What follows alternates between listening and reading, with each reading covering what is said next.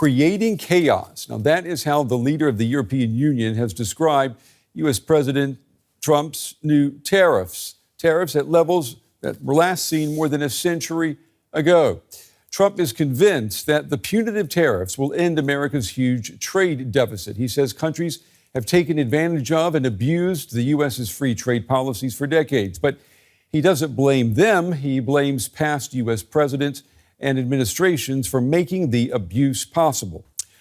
Well, for more now, I'm joined by the U.S. finance author James Surowiecki. James, good to have you with us. We noticed that on X, you've been posting about how these Trump tariffs were calculated, and you're calling them, I understand, fake tariffs, and you say the calculation is an extraordinary nonsense. Talk us through this. We're going to show our viewers the formula. Talk us through this formula, and why do you say it's a failure? Well, it's not a failure. It actually accomplishes what Trump wanted it to do. But basically what it means is that the quote unquote tariff rates that you saw on that, that big chart that Trump had, those tariff rates were, Trump said, they reflected a combination of actual tariffs that, say, the EU is imposing, plus what he was calling non-tariff trade barriers. So that would be like certain kinds of regulations or limits and the like. So he had this number. In the EU's case, it was 39%. So he's saying that the EU is imposing a tariff rate of 39% on the United States. But that's not true. In fact, the real tariff rate, even if you include non-tariff barriers, is much, much lower than that. And so the question is, where did they get that 39% number from? And the answer is very simple and sort of odd. What they did was they just divided the trade deficit that the United States has with the EU by the imports that the United States gets from the EU.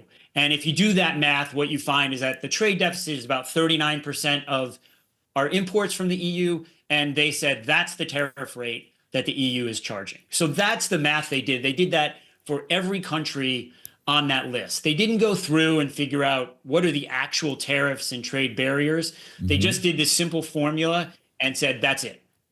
The calculation also, you've noted, is based on the U.S. deficit in goods but not services. Talk us through that. So that's actually really one of the more interesting parts of this is the United States, as you might know, runs a very large surplus with the rest of the world and with most countries in services. We export a lot of services, whether they be digital services or banking, accounting, tourism actually counts as a service. But anyway, we run a big surplus with services. But when Trump calculated the trade deficits, which then in turn were used to calculate these tariff rates, he totally excluded services. Services are not part of the calculation. So what those tariff rates are purely reflect goods, imports, and exports. And obviously the United States, with most of the world's countries, we run a deficit in those. And so that in turn allowed him to impose much higher tariff rates than he would have if he had taken services into account. We also found something, James, that's rather bizarre. These new Trump tariffs are affecting places that are not inhabited. I'm going to pull up a map and show our viewers the Heard and McDonald Islands are not inhabited. They're islands that are near Antarctica. I think the population there is 0, but they do have a lot of penguins, my producer told me. So, I mean, how do you even justify, how does the Trump administration justify the tariffs? Who's going to pay those tariffs? So the reason that spot has a 10% tariff is what they did. There are a few countries in the world where we actually run very small trade deficits, or in a few cases actually have trade surpluses. There aren't many of them, but there are a few of them. And so what the Trump administration did was any country where our trade deficit divided by imports is less than 10%, or we have a trade surplus, they just said, the tariff rate that country is charging is 10%. That was just, it's like a flat 10%. And we are charging them in turn a tariff rate of 10%. And they did that with all places, including the Heard and McDonald Islands, that do not include anybody. But, our trade balance with them is 0 because we're not selling or buying anything from them. So that's why they're listed as having a 10% tariff rate. There are no new tariffs on North Korea, Cuba, Belarus, Russia. We understand with countries like Cuba or North Korea that there's no trade. But how do you read the decision with Russia, though? Is that a political decision? I mean, there is, I think $3 billion worth of goods that come to the U.S. from Russia every year? Yeah, I honestly, I have to say, I cannot figure out why there's no tariff on Russia. Because, yeah, North Korea, Cuba, we have no trade with them. Belarus, I'm not sure about Belarus. I'm perplexed by it. I mean, obviously, you could read it as somehow political, Trump doing Russia a favor, but it seems sort of peculiar because generally Trump likes to have leverage with everybody, even people that he sort of gets along with, like Putin. So it's a little peculiar, but it's certainly possible that it was just a political decision because I believe Ukraine actually is on the list. So, yeah. Well, anyway, making sense of these tariffs requires some magic math. We appreciate you walking us through these numbers, James. Thank you. Thanks for having me on. I appreciate it.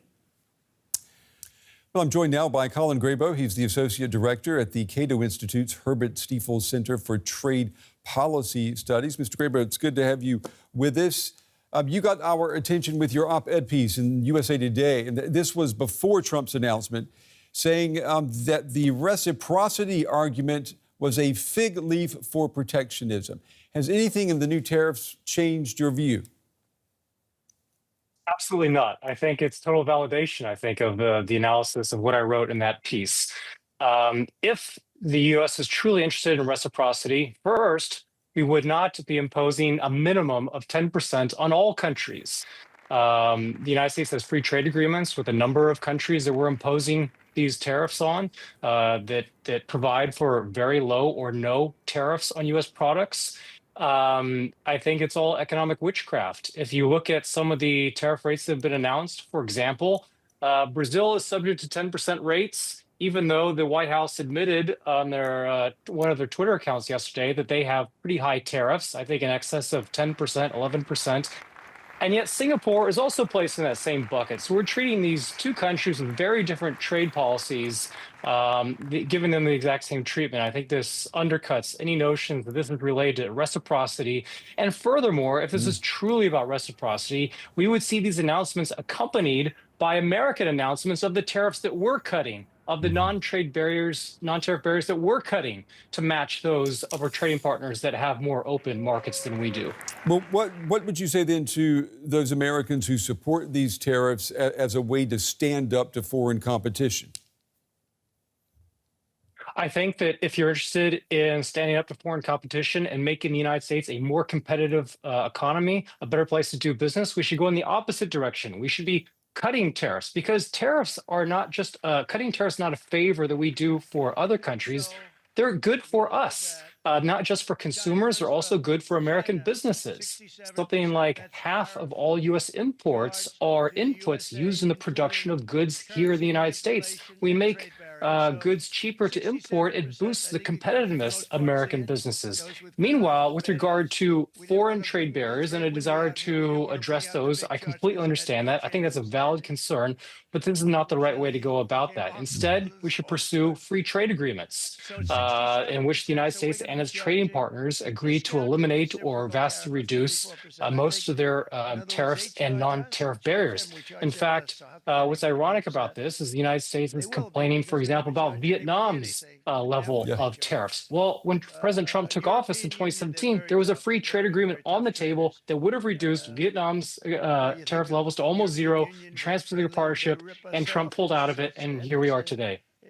How do you read what we're seeing in terms of global response to these tariffs? And I'm thinking particularly of the European Union's measured approach and potential focus on U.S. tech companies.